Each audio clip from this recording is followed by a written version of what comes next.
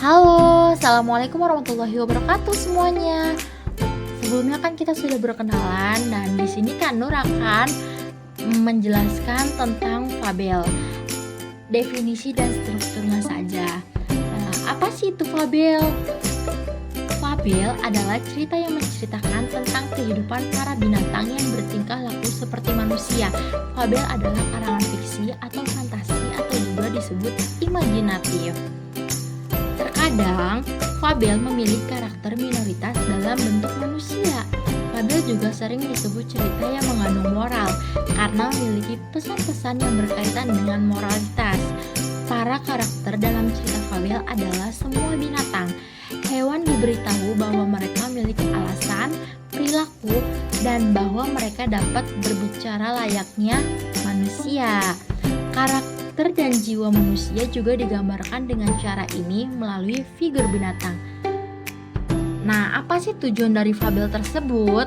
Nah, tujuan fabel adalah untuk memberikan ajaran moral dengan menunjukkan sifat-sifat buruk manusia melalui simbol-simbol binatang. Melalui karakter hewan, penulis ingin mempengaruhi pembaca untuk meniru kebaikan, bukan meniru kejahatan. Ada berapa sih struktur fabel? Ya, iya benar. Ada 4.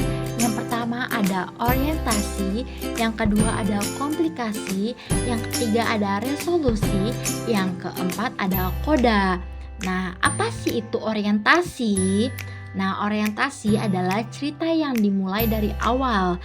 Paragraf pertama ini akan memperkenalkan tokoh-tokoh dalam cerita, latar, tempat, dan waktu. Kemudian perkenalkan tema atau latar belakang dan sebagainya. Nah, yang kedua ada komplikasi. Apa sih itu komplikasi? Sequel adalah komplikasi atau klimaks dari cerita. Bagian dari fabel ini menceritakan tentang protagonis yang menghadapi klimaks dari masalah. Ini adalah inti dari dongeng. Nah, yang ketiga ada resolusi. Apa itu resolusi? Alegori. Resolusi adalah bagian dari alegori yang menceritakan bagaimana menyelesaikan masalah yang dihadapi oleh protagonis. Biasanya dalam sebuah fabel, tokoh utama akan menjelaskan cara memecahkan masalah dengan cara yang unik dan kreatif. Nah, yang keempat ada koda. Struktur fabel koda adalah bagian cerita yang menjelaskan perubahan setiap tokoh. Pada bagian ini, pesan moral atau pesan yang disampaikan untuk para pembaca. Nah, untuk lebih jelasnya atau kalian yang belum mengerti apa itu tokoh, latar, di sini Kak Nur punya penjelasan berupa nyanyian. Ada dengan instrumen balonku ada 5. Silakan dipahami bersama dan dinyanyikan bersama-sama.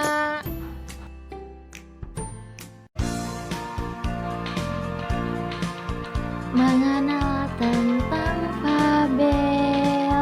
Fabel itu cerita, kisahnya tentang hewan. Latar itu tempat dan waktu, alur jalan ceritanya. Tokoh itu pelakunya, amanat itu pesannya. Terima kasih banyak yang sudah menyanyikan. Nah, di sini Kak Nur mempunyai contoh satu nih. Dongeng fabel. Judulnya adalah Kupu-kupu Berhati Mulia. Silakan disimak ya dan silakan ditonton.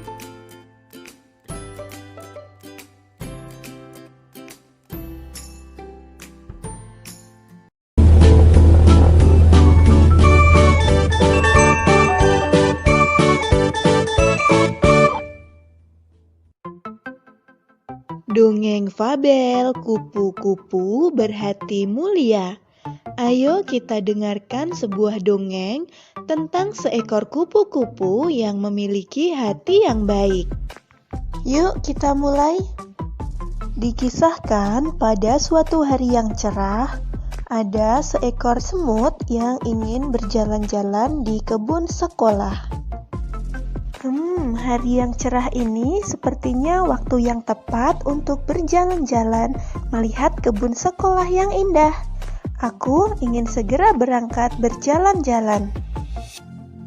Sang semut pun berangkat seorang diri. Ia sangat senang karena bisa berjalan-jalan melihat kebun sekolah yang sangat indah. Di kebun sekolah terdapat berbagai macam buah, sayur, dan bunga-bunga. Sang semut berkeliling kebun sekolah sambil menyapa binatang-binatang yang berada di kebun sekolah itu. Perhatian semut teralihkan ketika ia melihat sebuah kepompong yang menggantung di ranting. Sang semut langsung menghampiri kepompong itu. Ia langsung saja mengejek bentuk kepompong yang jelek dan tidak bisa pergi kemana-mana. Hai kepompong, alangkah buruk nasibmu.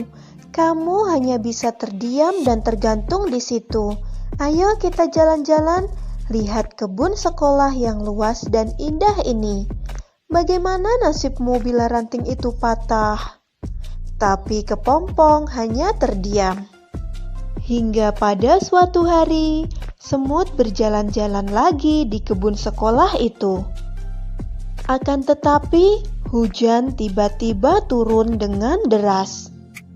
Karena hujan yang tak kunjung berhenti, akhirnya kebun sekolah itu dipenuhi dengan lumpur. Semut yang berjalan dengan tidak hati-hati akhirnya terjatuh ke dalam lumpur. Ia sangat ketakutan. Semut itu berteriak meminta pertolongan sekencang mungkin. Tolong, tolong, bantu aku. Aku mau tenggelam. Tolong, tolong aku. Tolong aku. Untunglah saat itu ada seekor kupu-kupu yang terbang melintas. Kemudian kupu-kupu itu menjulurkan sebuah ranting ke arah semut. Semut, peganglah erat-erat ranting ini. Nanti aku akan mengangkat ranting ini.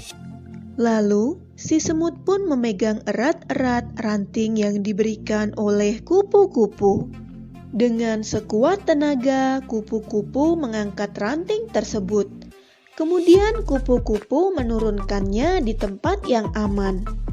Akhirnya semut berterima kasih kepada kupu-kupu karena telah menolong nyawanya. Aku adalah kepompong yang pernah kau ejek, kata si kupu-kupu. Ternyata kepompong yang dulu diejek semut sudah menyelamatkannya. Akhirnya semut pun berjanji tidak akan menghina semua makhluk ciptaan Tuhan yang ada di kebun sekolah itu.